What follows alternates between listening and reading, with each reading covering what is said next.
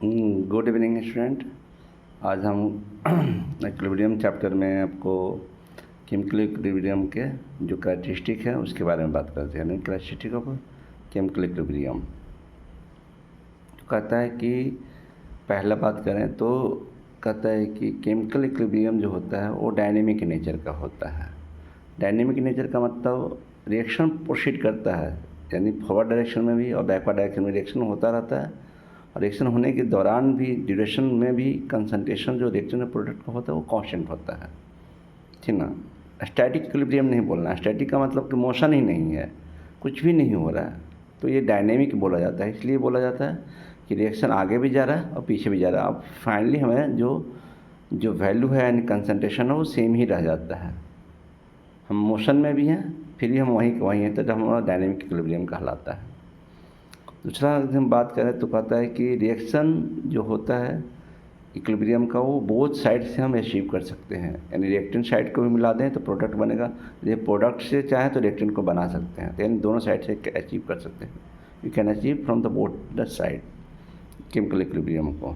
तीसरा कहता है कि at the state of equilibrium, जब इक्विलिब्रियम हमारा अचीव हो गया है तो कोई भी प्रॉपर्टी होता है जैसे टेम्परेचर, प्रेशर, वॉल्यूम, टेम्परेचर, उसका कलर, डेंसिटी सब कांस्टेंट हो जाता है at the time of state of equilibrium में, ठीक है।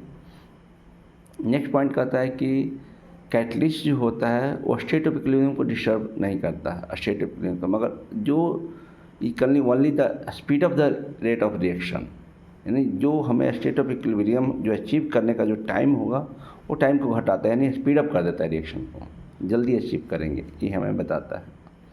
तीसरा बात कहता है कि कोई भी टेम्परेचर बढ़ाने पे, कोई भी एक्सटर्नल स्ट्रेस देने पे, यानी temperature, pressure, volume, concentration change करने पे रिएक्शन उसको न्यू इक्विलिब्रियम स्टेट में चला जाता है और try to minimise the this external effect, उसको इफेक्ट जो दिया आपने उसको मिनिमाइज करना चाहेगा, यानी बैलेंस करना चाहेगा। उसको अपने जो कोई बंदा खड़ा है उसको आपने पुश किया तो बैलेंस करने की कोशिश करता है ना, सेम एज इक्विलिब्रियम भी try to achieve the new equilibrium state with the balance stable state, ऐसे कोशिश करता है।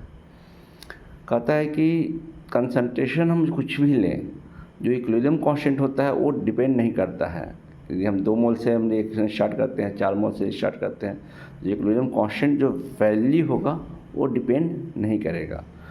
इक्विलिब्रियम कांस्टेंट जो होता है केवल टेम्परेचर पर डिपेंड करता है कि बढ़ाया जाए, टेम्परेचर बढ़ाया और टेम्परेचर घटाया जाए तो क्या उसका वैल्यू होगा, किसका, इक्विलिब्रियम कांस्टेंट का। वो एंडोथर्मिक और एक्सोथर्मिक के पैटर्न पे वो बढ़ता घटता है। जैसे रिएक्शन एक्सोथर्मिक हो गया, एक्सोथर्मिक और टेम्परेचर बढ़ाया तो रेट कांस्टेंट घट जाएगा, मगर एंडोथर्मिक है तो टेम्परेचर बढ़ाया तो रेट कांस्टेंट बढ़ जाएगा, ठीक है ना।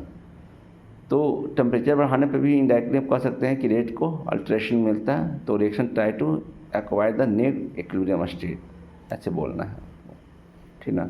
और यदि आप प्रेशर और टेम्परेचर बढ़ाते हैं, प्रेशर और टेम्परेचर कंसंट्रेशन, तो रिएक्शन या तो फॉरवर्ड डायरेक्शन में जाएगा या तो बैकवर्ड डायरेक्शन में जाएगा और इक्विलिब्रियम न्यू इक्विलिब्रियम अचीव करने की कोशिश करेगा।